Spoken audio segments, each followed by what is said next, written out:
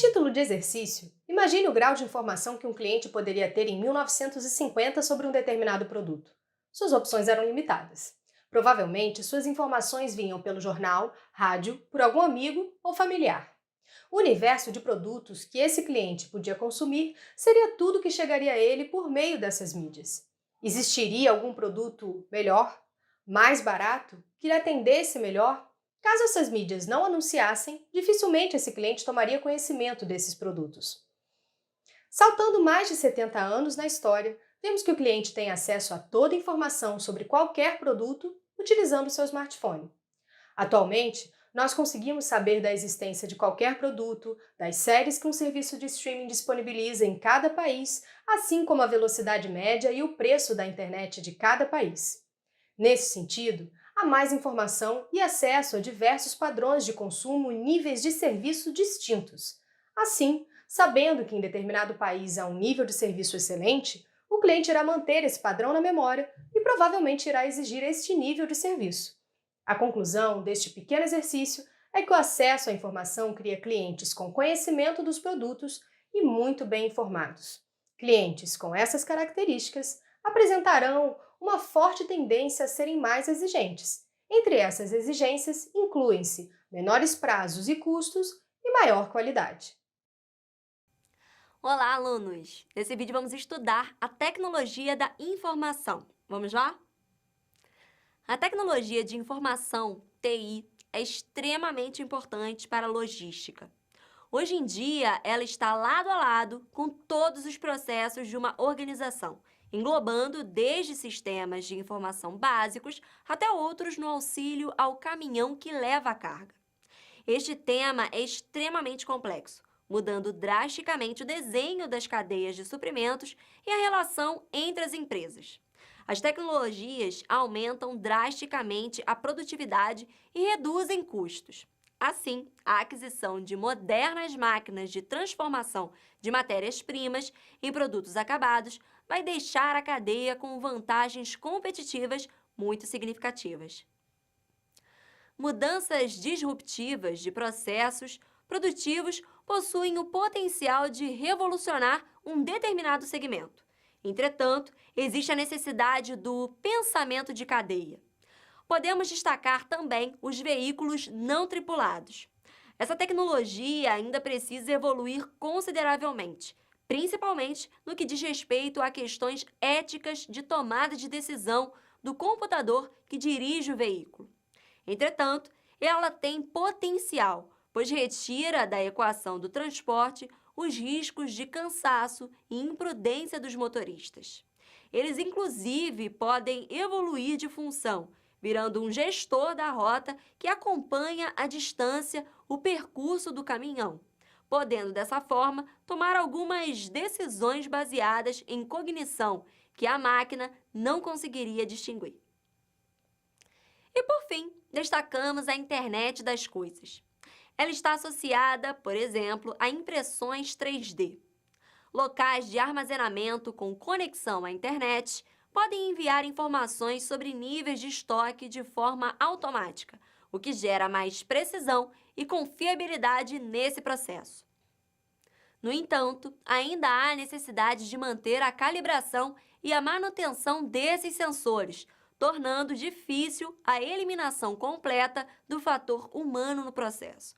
A telemetria gera uma imensa gama de dados, coletando informações sobre estado do motor e saúde do motorista. Para que essa quantidade enorme de dados consiga virar informação útil para as tomadas de decisão, as empresas estão implementando setores chamados de torre de controle. Ainda pouco explorada, ela possui o potencial de aumentar níveis de serviço e reduzir custos, à medida que pode, em tempo real, escolher uma melhor rota para os caminhões ou colocar uma nova prioridade em um novo cliente. Bons estudos e até a próxima! Olá, alunos! Eu fiz esse vídeo para falar sobre a logística da última milha. Vamos lá? A logística da última milha recebe este nome por percorrer muitos clientes a fim de fazer entregas fracionadas dentro das grandes metrópoles. Assim, ela está sujeita ao caos urbano e ao trânsito. O trânsito intenso pode gerar grandes atrasos e fazer com que a carga chegue em um horário em que a descarga está proibida. Uma tendência do varejo atual é a migração de um modelo de grandes hipermercados com estoques imensos para um de reabastecimento mais frequente e com pequenos estoques nos pontos de vendas. Essa mudança de mentalidade torna o problema da logística da última milha ainda mais relevante, pois tais veículos pequenos deverão percorrer um grande centro urbano diversas vezes ao dia, abastecendo redes de lojas de forma a não deixar nenhuma delas incorrer em falta de estoque. Redes de drogarias, por exemplo, podem receber até 2 abastecimentos por dia. Como elas lidam com produtos de altíssimo valor agregado, faz bastante sentido imaginar que o custo de oportunidade de manter um medicamento em estoque é muito maior do que o de um reabastecimento mais frequente. No entanto, se pegarmos alguns exemplos de pequenos mercados que vendem legumes, arroz e feijão, este modelo ganha muita complexidade em virtude do baixíssimo valor agregado de tais produtos. Por mais que as empresas planejem a crescente violência urbana, o trânsito e a falta de tecnologia nesse processo geram desespero em clientes, que não têm a previsibilidade de chegada de suas mercadorias, bem como em fornecedores que sofrem com multas, reclamações e o não atendimento de níveis de serviço acordados. No entanto, algumas medidas podem ser utilizadas para se começar a solucionar o problema. Uma delas é a utilização intensa da tecnologia de informação. Ela é realizada por coleta intensa de dados, implementação de torre de controle para tratá-los em tempo real e repriorização do cliente. Outra medida é a implementação dos conceitos modernos de economia circular e closed loop supply chains, ou ainda a utilização de compras compartilhadas, em que concorrentes se unem para que a escala permita ao negócio ser viável. Mais especificamente, podemos resumir os fatores gerados de complexidade em exigência por nível de serviço, tipo de carga, tipo de embalagem, valor agregado do produto, fracionamento da entrega ou coleta e volume. Entre os principais indicadores de desempenho de transportes, conseguimos destacar o custo de transporte, as entregas no prazo, o percentual de avarias das mercadorias e o percentual de reclamações. Até o próximo vídeo e bons estudos! Olá! Nesse vídeo vou falar sobre complexidade operacional. Vamos lá? Conseguir atender a todos os itens de exigência dos clientes constitui um desafio operacional formidável. Itens como sincronização das operações, precisão do horário de entrega, precisão das quantidades pedidas, vêm se tornando cada vez mais difíceis na medida em que as cadeias são globalizadas. O trânsito nas grandes cidades já atingiu um nível enorme de saturação. A quantidade de Stock Keeping Unit, SKU, entre outros fatores, passa dos milhares. Henry Ford foi revolucionário para as condições de tecnologia e os paradigmas produtivos que vigoravam à época. No entanto, o sucesso do modelo de produção fordista se baseou na pequena variedade de produtos, em um modelo de fabricação contínua e em clientes que, de fato, não podiam contar com outras opções. Já no período pós-guerra, os sistemas enxutos começaram a surgir e competir com o modelo fordista, oferecendo mais variedade. Em termos logísticos, estes sistemas não criam apenas problemas de distribuição, mas também diversos problemas produtivos, como, por exemplo, os setups. Técnicas avançadas para a época, como a troca rápida de matrizes, foram fundamentais para os setups serem reduzidos. Dessa forma, fazendo com que a variedade deixasse de ser um problema, elas conseguiram reduzir os estoques em processo. Com isso, foram facilitados o recebimento, a armazenagem, a separação, picking, e a embalagem, packing. Podemos ver que o bom gerenciamento e a implementação de técnicas Lean nos sistemas produtivos contribuem drasticamente para o sucesso de operações logísticas, desafogando os transportes e permitindo um melhor gerenciamento de operações. Bom, espero que eu tenha ajudado nos seus estudos e até o próximo vídeo! Olá, alunos! Nesse vídeo eu vou falar sobre o gerenciamento dos riscos. Vamos aprender? As cadeias de suprimentos estão sujeitas a inúmeros riscos com naturezas bastante distintas. No que diz respeito apenas ao universo de transportes, apesar de menor, ainda existe uma quantidade significativa de riscos que pode resultar em um carregamento não entregue, acidentes e danos à imagem das empresas envolvidas. Gerenciar riscos significa muitas vezes apenas diminuir seus efeitos nocivos, porque nem sempre é possível eliminá-los por completo. Podemos pegar como exemplo o caso dos roubos de cargas no estado do Rio de Janeiro, gerado em virtude de um problema de segurança pública. Tal risco logístico dificilmente pode ser resolvido por meio de iniciativas da empresa transportadora.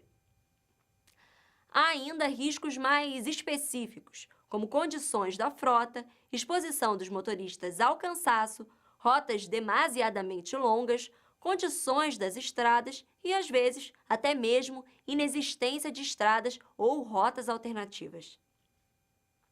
Quando falamos de transporte marítimo, precisamos pensar na pirataria, no risco de a carga passar em uma zona de conflito e, dependendo da armazenagem, até no dano pela maresia.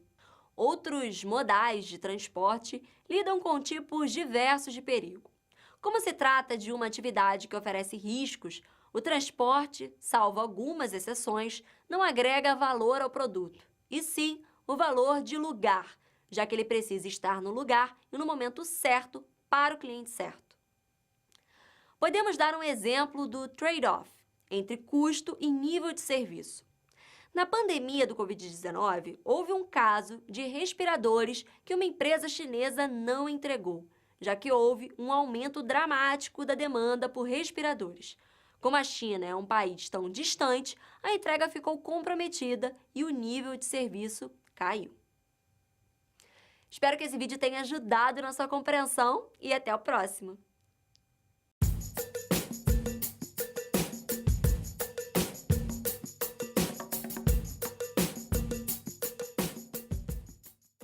A sincromodalidade, definida como uma concepção de todos os modais em um só sistema integrado, trata-se do correto gerenciamento da infraestrutura, serviços e transportes de modo integrado e sincronizado.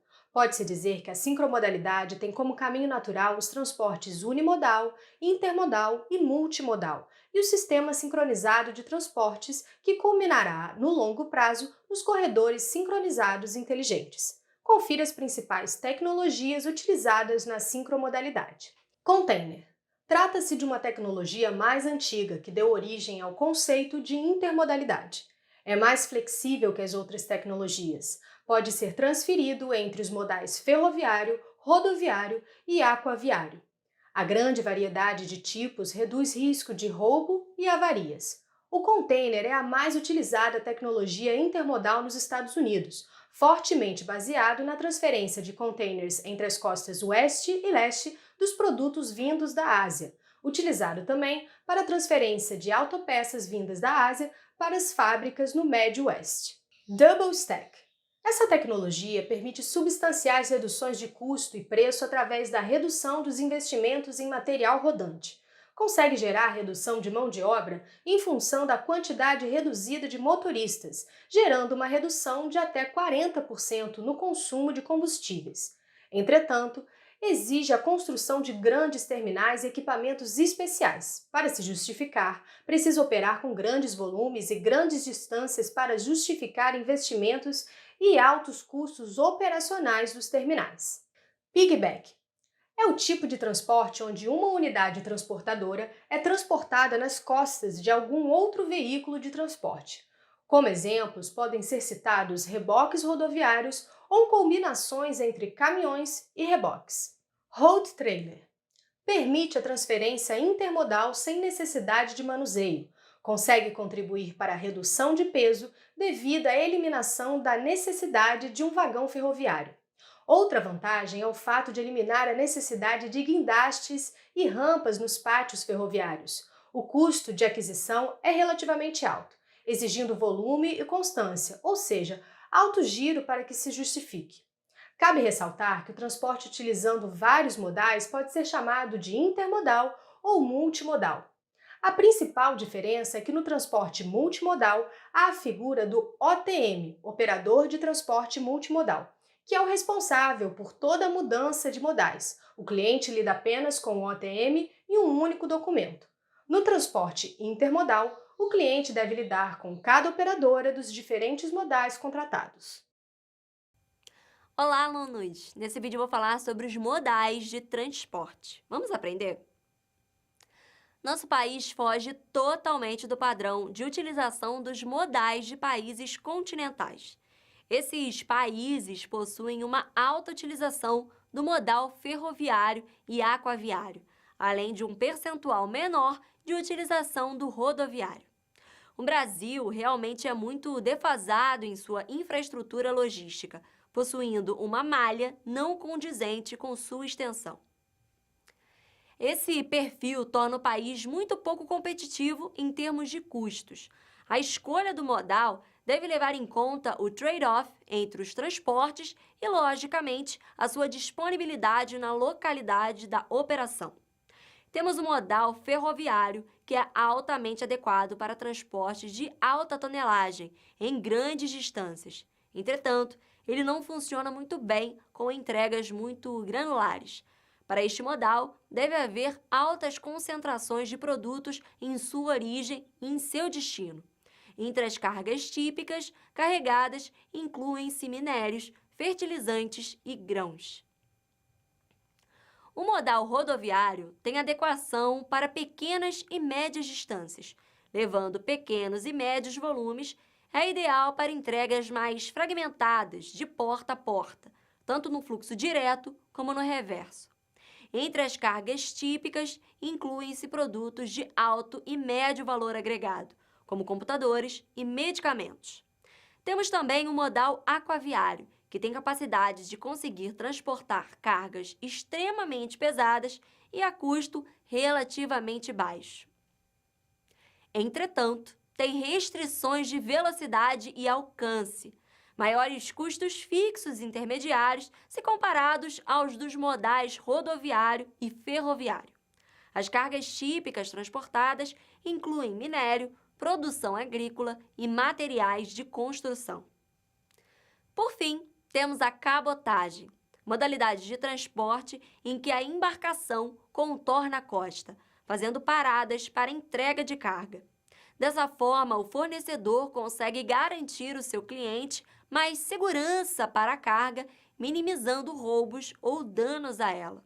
Além disso, ele contribui com o meio ambiente, por reduzir a emissão do gás carbônico, já que este modal é considerado mais limpo que o rodoviário. Bom, espero que tenha sido proveitoso para vocês e até o próximo vídeo. Olá, alunos! Nesse vídeo eu vou falar do Transportation Management Systems, o TMS. Fique atento! A logística enfrenta desafios severos no alvorecer da era 4.0. Nesse sentido, a exigência cada vez maior dos clientes e a tendência de eles quererem menores estoques com entregas constantes fazem com que os varejos exijam pedidos cada vez menores. Como os clientes são muitos e a competição é ferrenha, há necessidade de oferecer uma grande variedade de produtos para garantir o atendimento do maior número possível deles. O apelo do marketing e da força de vendas trabalha para gerar embalagens chamativas, atraentes e, muitas vezes, frágeis. Além disso, essa variedade de marcas e produtos exige entregas de muitos fornecedores distintos em diversos canais de distribuição. Essas entregas enfrentam grandes dificuldades, como restrições de circulação de veículos em determinados horários, congestionamentos e roubos de cargas. Essa combinação de muitas variáveis torna imprescindível um melhor planejamento apoiado por softwares. De forma geral, o TMS pode ser definido como uma ferramenta de gestão do transporte de cargas. Ele foi desenvolvido para controlar a operação logística de forma integrada com outros sistemas internos e externos. Esse sistema reúne diversas atividades que fazem parte da rotina da gestão logística de uma companhia, como emissão de documentos obrigatórios para o transporte, cadastramento de tarifas de frete, embarque e coleta de mercadorias, entre outras. A seguir, falarei sobre os dados geridos por cada funcionalidade do sistema. Cadastro do veículo. Dados do fabricante, ano, modelo. Documentação do veículo. Imposto sobre a propriedade de veículos automotores, IPVA. Controle de equipamentos e acessórios. Pneus e rodas sobressalentes, caixa de ferramentas e gerenciamento. Gerenciamento de combustíveis, de pneus e várias outras funcionalidades. Bom, espero que eu tenha contribuído para o seu amplo conhecimento e, é claro, até o próximo vídeo.